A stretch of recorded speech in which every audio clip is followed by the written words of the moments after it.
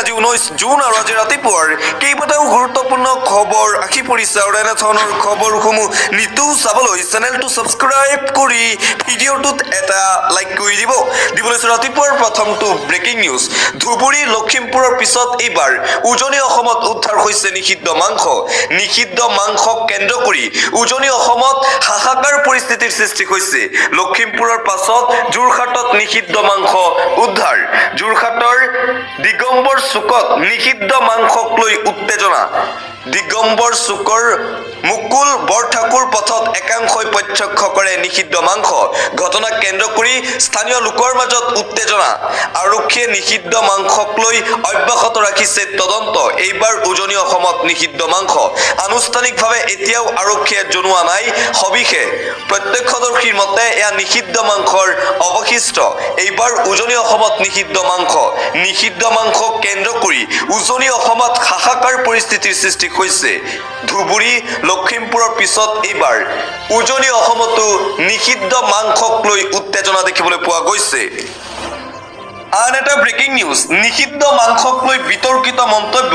ৰাজ্যৰ মুখ্যমন্ত্ৰী ডক্টৰ হিমন্ত বিশ্ব শৰ্মাৰ বিতৰ্কিত মন্তব্য কৰি পুনৰবাৰ চৰ্চাত মুখ্যমন্ত্ৰী ডক্টৰ হিমন্ত বিশ্ব শৰ্মাৰ নিষিদ্ধ মাংসক লৈ যোৱাকালি সংবাদ মাধ্যমৰ আগত বিতৰ্কিত মন্তব্য মুখ্যমন্ত্ৰী হিমন্ত বিশ্ব শৰ্মাৰ মন্তব্যত এইবাৰ স্থান পালে গাহৰি মাংস কোনোবাই যদি গু মাংস থৈ আহে তেন্তে আপোনালোকে গাহৰিৰ মাংস থৈ আহিব বুলি বিতৰ্কিত মন্তব্য মুখ্যমন্ত্ৰী হিমন্ত বিশ্ব শৰ্মাৰ বিশেষ সম্প্ৰদায়ৰ বেয়া মানুহখিনিয়ে গু মাংস ৰাখে বিশেষ সম্প্ৰদায়ৰ লোকে এই কাণ্ড সংঘটিত কৰে ইয়া হৈছে ৰাহুল গান্ধীৰ মানসিকতা এইদৰে মুখ্যমন্ত্ৰী হিমন্ত বিশ্ব শৰ্মাই কৰিছে বিতৰ্কিত মন্তব্য আৰু আনপিনে নামঘৰত নিষিদ্ধ মাংস পেলাই গ্ৰেপ্তাৰ হ'ল 7 দুৰ্বৃত্ত 7টাকৈ অপৰাধীক গ্ৰেপ্তাৰ কৰিছে আৰক্ষীয়ে লখিমপুৰৰ জঘন্য কাণ্ডৰ 7 অভিযুক্ত আৰক্ষীৰ জালত আৰক্ষীয়ে বিচাৰি গ্ৰেপ্তাৰ কৰিলে ঘটনাৰে জড়িত 7 দুৰ্বৃত্ত মনসুৰ আলী মোহাম্মদ ৰেজাক আলী সাহা আলী দিলদাৰ হুছেইন আবু কালাম আলী জাহিদুল ইছলাম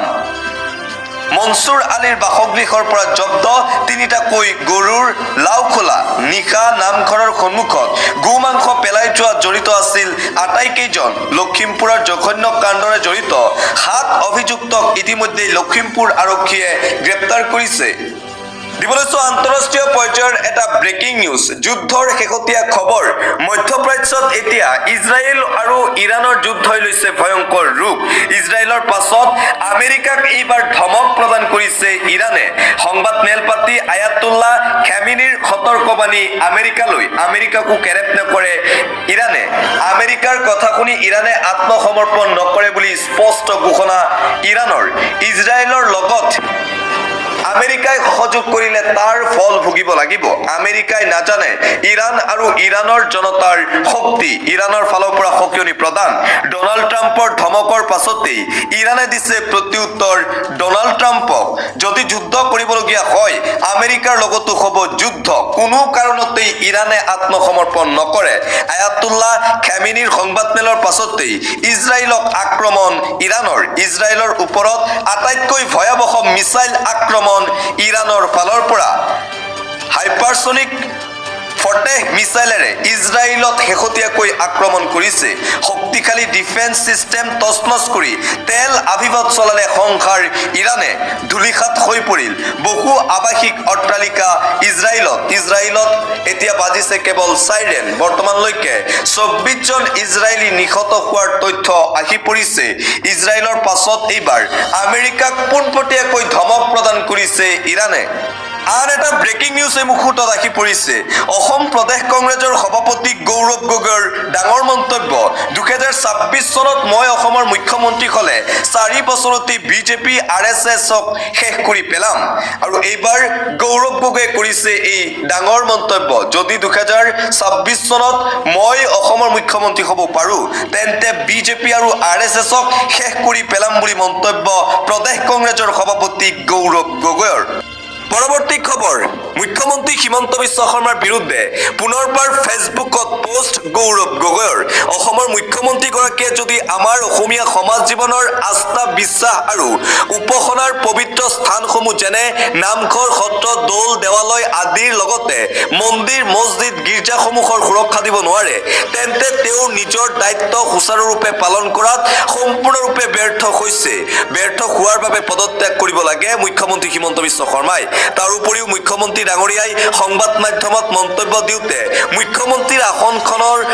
মৰ্যাদা বুজিব লাগে মুখ্যমন্ত্ৰীৰ আসনখনৰ পদমৰ্যাদা গৰিমা আৰু গাম্ভীৰ্যতা ৰক্ষা কৰি কথা ক'ব লাগে মুখ্যমন্ত্ৰী হিমন্ত বিশ্ব শৰ্মাই বিজেপি দলৰ ট্ৰল বাহিনীৰ সদস্যৰ দৰে অতি নিম্ন স্তৰৰ আৰু তলৰ মন্তব্য কৰিলে একেবাৰেই শোভা নাপায় মুখ্যমন্ত্ৰী হিমন্ত বিশ্ব শৰ্মাক মুখ্যমন্ত্ৰী হিমন্ত বিশ্ব শৰ্মাক লৈ গৌৰৱ গগৈয়ে ফেচবুকত এটি পোষ্টত এইদৰে মন্তব্য কৰে আন এটা অতিকৈ গুৰুত্বপূৰ্ণ খবৰ এনআৰচিৰ পুনৰীক্ষণৰ বাবে সুকীয়াকৈ আবেদন দাখিল কৰিব সদৌ অসম ছাত্ৰ সন্থাই চৰকাৰকো আবেদন দাখিলৰ আহ্বান আছুৰ নেতৃত্বৰ চূড়ান্ত খচৰাত কিয় মাত্ৰ 19 লাখ লোকৰ নামহে বাদ পৰিল অসন্তুষ্টি প্ৰকাশ আছুৰ সভাপতি উৎপল শৰ্মাৰ এনআৰচিক লৈ পুনৰীক্ষণৰ বাবে পুনৰবাৰ সুকীয়াকৈ আবেদন দাখিল কৰিব সদৌ অসম ছাত্ৰ সন্থাই পৰৱৰ্তী খবৰ পুনৰবাৰ আৰএছএছ বিজেপিৰ বিৰুদ্ধে সৰব হৈ পৰিছে প্ৰদেশ কংগ্ৰেছৰ সভাপতি গৌৰৱ গগৈ বহিৰাজ্যৰ পৰা অসমলৈ অহা আৰএছএছৰ সদস্যৰ নাম আৰক্ষীয়ে পঞ্জীয়ন কৰিব লাগে শেহতীয়াকৈ ৰাজ্যত সৃষ্টি হোৱা সাম্প্ৰদায়িক পৰিস্থিতিৰ সন্দৰ্ভত আৰএছএছ জড়িত থকাৰ সন্দেহ প্ৰদেশ কংগ্ৰেছৰ সভাপতি গৌৰৱ গগৈৰ পুনৰবাৰ বিজেপি আৰু আৰএছএছৰ বিৰুদ্ধে এইদৰে সৰব হৈ পৰিছে কংগ্ৰেছৰ সভাপতি তথা সাংসদ গৌৰৱ গগৈ আগতে কৈছোঁ যে আৰএছএছৰ পৰা বাহিৰৰ পৰা যিখিনি মানুহ আহিছে আজি তেওঁলোকে অসমৰ ভিতৰত সাম্প্ৰদায়িক এটা বাতাবৰণ সৃষ্টি কৰিবলৈ আন এটা গুৰুত্বপূৰ্ণ খবৰ প্ৰতিবাদত কঁপিছে অসম মেঘালয় সীমান্তৰ ইউকিয়াম চৰকাৰৰ সিদ্ধান্তৰ বিৰোধিতাৰে শ শ স্থানীয় লোকে ওলাই আহি ৰাজপথত কৰিছে প্ৰতিবাদ হাতত বেনাৰ পোষ্টাৰ লৈ দিছে চৰকাৰ বিৰোধী শ্লোগান কিয় চৰকাৰৰ বিৰুদ্ধে গৰজি উঠিছে ৰাভা হাছং নিখিল বড়ো ছাত্ৰ সন্থা আৰু স্থানীয় ৰাইজ আৰু চৰকাৰৰ বিৰুদ্ধে এইবাৰ অসম মেঘালয় সীমান্তৰ ইউকিয়ামত প্ৰতিবাদ খিলঞ্জীয়া লোকৰ মাটি বহিৰাগত প্ৰতিষ্ঠানক দিয়াৰ বাবেই এই প্ৰতিবাদী কাৰ্যসূচী দেখিবলৈ পোৱা গৈছে আন এটা ব্ৰেকিং নিউজ গোৱালপাৰাত চলোৱা উচ্ছেদক লৈ তীব্ৰ প্ৰতিবাদী কাৰ্যসূচী দেখিবলৈ পোৱা গৈছে মুছলিম সংগঠনসমূহৰ গোৱালপাৰাৰ উচ্ছেদৰ বিৰুদ্ধে ৰাইজৰ দলৰো প্ৰতিবাদী কাৰ্যসূচী বিকল্প ব্যৱস্থা নকৰাকৈ উচ্ছেদ অভিযান স্থগিত ৰখাৰ দাবীৰে উত্তাল প্ৰতিবাদী কাৰ্যসূচী গ্ৰহণ কৰা হৈছে আইন আদালতক এতিয়া সন্মান নকৰে মুখ্যমন্ত্ৰী হিমন্ত বিশ্ব শৰ্মাই আইন অমান্য কৰি উচ্ছেদ কৰিছে গোৱালপাৰাত বিজেপি চৰকাৰে পুনৰ সংস্থাপন নিদিয়াকৈ উচ্ছেদ চলোৱাটো বন্ধ হ'ব লাগে ৰাজ্যত আৰু গোৱালপাৰাত চলোৱা উচ্ছেদৰ বিৰুদ্ধে এইবাৰ ৰাইজৰ দলৰ প্ৰতিবাদী কাৰ্যসূচী দেখিবলৈ পোৱা গৈছে পৰৱৰ্তী খবৰ বিটিচি নিৰ্বাচনৰ পূৰ্বে ইউপিপিএলৰ দুই ফৈদৰ মাজত প্ৰচণ্ড মাৰপিটৰ ঘটনা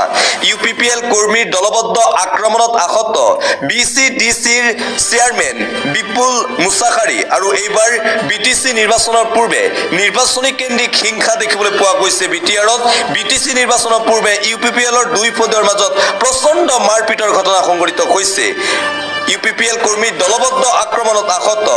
বিচিডিচিৰ চেয়াৰমেন বিপুল মুছাখাৰী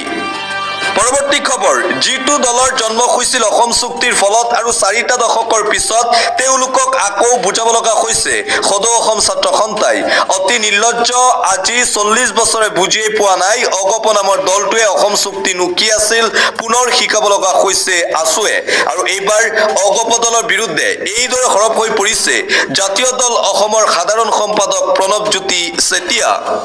আন এটা পলিটিক্যাল ব্ৰেকিং নিউজ 2026 চনৰ বিধানসভা নিৰ্বাচনৰ পূৰ্বে বিজেপিত হ'ব নেকি ব্যাপক খহনীয়া কিয়নো এই প্ৰশ্ন এই মুহূৰ্তত উত্থাপন হৈছে 2026ত বিধানসভা নিৰ্বাচন প্ৰাৰ্থিত্ব প্ৰত্যাশাৰীৰ ভিৰত বেলেন্স হেৰুৱাব বিজেপিয়ে কংগ্ৰেছ এৰি বিজেপিলৈ অহা নেতা এতিয়া মূৰৰ কামৰণি বিজেপি নেতৃত্বৰ কংগ্ৰেছ দল ত্যাগ কৰি বিজেপিত যোগদান কৰা নেতাসকলক লৈ এতিয়া চিন্তা বাঢ়িছে ভাৰতীয় জনতা পাৰ্টিত কিয়নো কংগ্ৰেছৰ পৰা বিজেপিলৈ অহা অহা নেতাসকলক হয়তো বিজেপি দলে 2026 চনৰ বিধানসভা নিৰ্বাচনত টিকট নিদিয়ে কিয়নো বিজেপিত এতিয়া যিসকল বিধায়ক আছে সেই বিধায়কসকলকো টিকট দিব লাগিব বিজেপিয়ে আৰু সেইবাবে এইবাৰ কংগ্ৰেছৰ পৰা বিজেপিলৈ অহা নেতাসকলক লৈ চিন্তা বাঢ়িছে ভাৰতীয় জনতা পাৰ্টিত 2026 চনৰ বিধানসভা নিৰ্বাচনৰ পূৰ্বে বিজেপিত হ'ব পাৰে ব্যাপক খহনীয়া টিকটক কেন্দ্ৰ কৰি হয়তো বিজেপিত হ'ব পাৰে পদত্যাগৰ